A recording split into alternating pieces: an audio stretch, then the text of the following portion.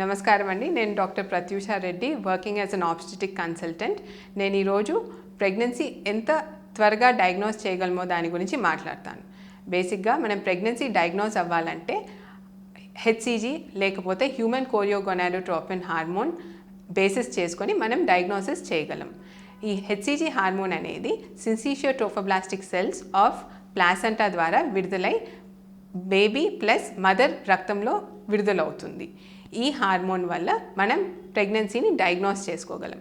ఈ HCG hormone యూరిన్లో plus బ్లడ్లో విడుదలవుతుంది. HCG hormone అనేది బ్లడ్లో ఇంప్లాంటేషన్ అయిన 3-4 రోజులకి రిలీజ్ అవుతుంది అండ్ యూరిన్లో ఇది 1 వారం పట్టచ్చు. ఇంప్లాంటేషన్ అనేది సుమారుగా 9 రోజులు ఓవ్యులేషన్ తర్వాత జరుగుతుంది.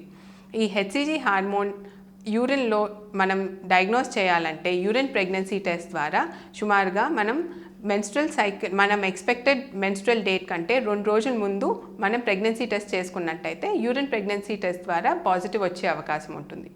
వెరాజ్ బ్లడ్ టెస్ట్ ద్వారా మనం ఎక్స్పెక్ట్ చేసిన పీరియడ్ కంటే సుమారు 3-4 రోజుల ముందే మనం యూరిన్ బ్లడ్లో మనం ఈ హార్మోన్ని విడుదల అవ్వటం వల్ల బ్లడ్ ప్రెగ్నెన్సీ టెస్ట్ ద్వారా మనం త్వరగా ప్రెగ్నెన్సీని డయాగ్నోస్ చేయగలం.